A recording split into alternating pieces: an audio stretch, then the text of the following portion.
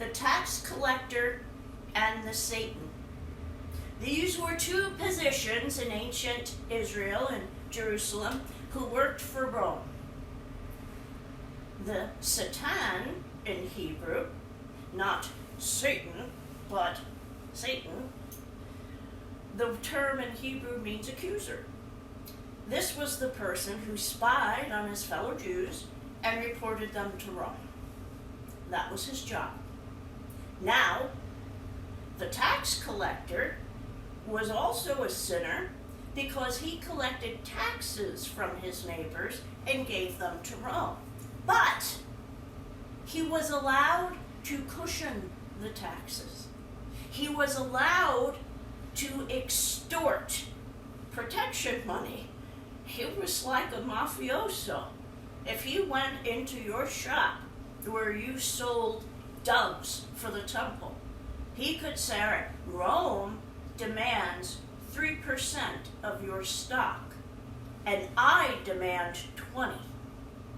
And if they didn't pay, he had the power to throw them into prison. This is why tax collectors were despised,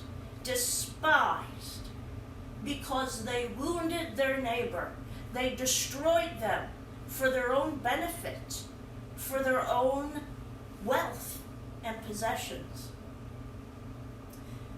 We see in Luke, once again, with the Pharisee and the tax collector, that juxtaposition of the son left behind and the prodigal son.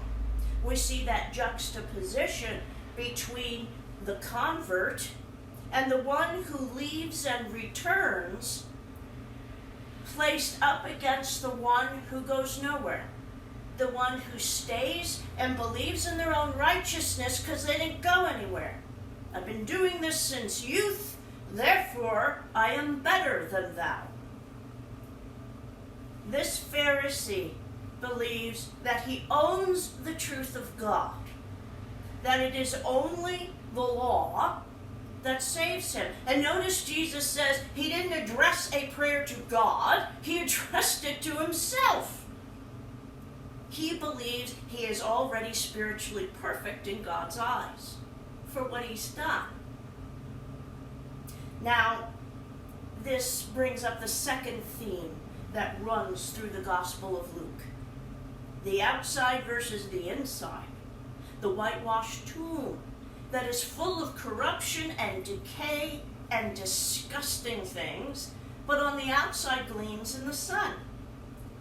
It was just a few weeks ago that we heard Jesus talk about, you wash the vessels. You wash your hands, you wash the outside, but it's the inside that needs cleansing. Your hearts are dark. Your hearts are not turned towards God. They're turned towards yourselves. The appearance of righteousness, the appearance of being a good person, is a really strong trope. Not just then, but in humanity. How many of us know those people now? I need to appear to be a good person. I go to the big church.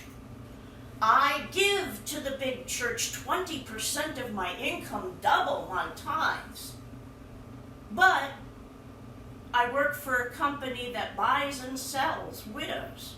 I work for a firm, I run a business that hurts other people.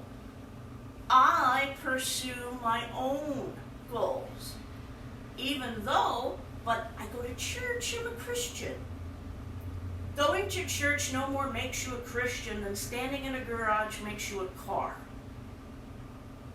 The appearance of righteousness without any of the love that is part of righteousness. In Hebrew, tzatzika. Righteousness, it involves loving kindness, not perfection, not moral fortitude, but all that is required of us as Christians. Love, forgiveness, kindness, gentleness, humility. That's all part of righteousness. That's why Jesus is so angry at the self-righteous.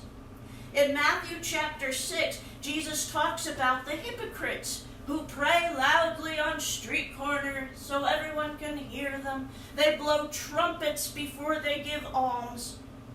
And Jesus says about them, truly I say to you, they already have their reward. So what was their reward? It was what they wanted. The appearance of righteousness. The love of others. The, oh, he's so holy, of their audience. They wanted the approval of men, not of God. They had no intention of pleasing God. They want others to think they are good, God-fearing people. They don't actually want to be good, God-fearing people.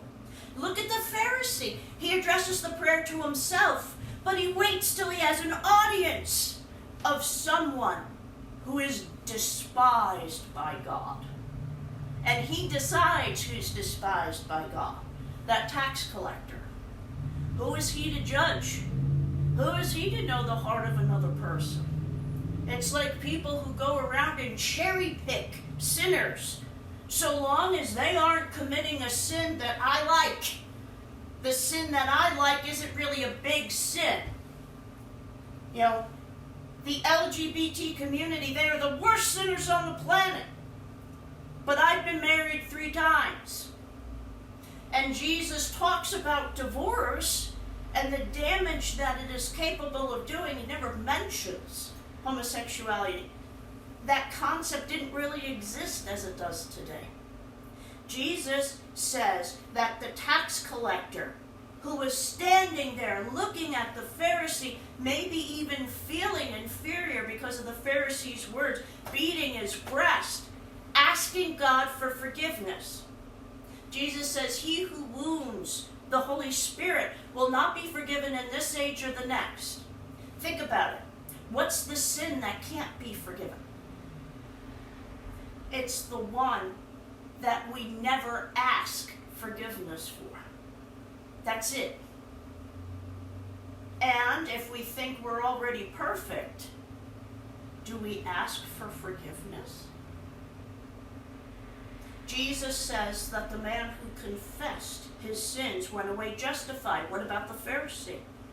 He went home in a worse condition than he arrived. He went home mocking God by claiming equal perfection, by claiming that he was loved and others were hated. He created God in his own image, and we know that because his God hated all the people the Pharisee hated.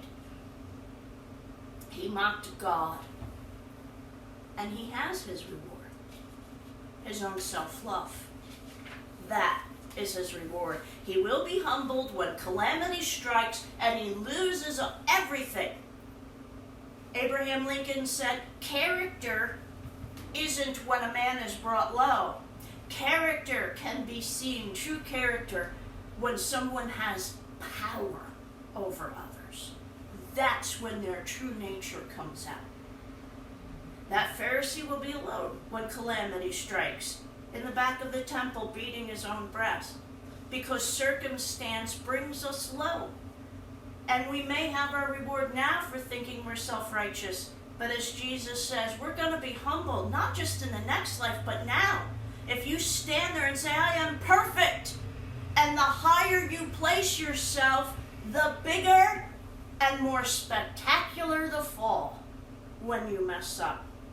The tax collector was small, he was tiny, and he knew it. He made himself smaller before God and another person. He confesses that he is a sinner, and he went home forgiven. And the Pharisee went home a bigger sinner than he was when he walked into the temple. He was God. He prayed to himself. Choose the person you're going to be. Place yourself on the map of the universe. If you put a little star next to God and say, I am here, you're going to be in for a grand surprise in the end.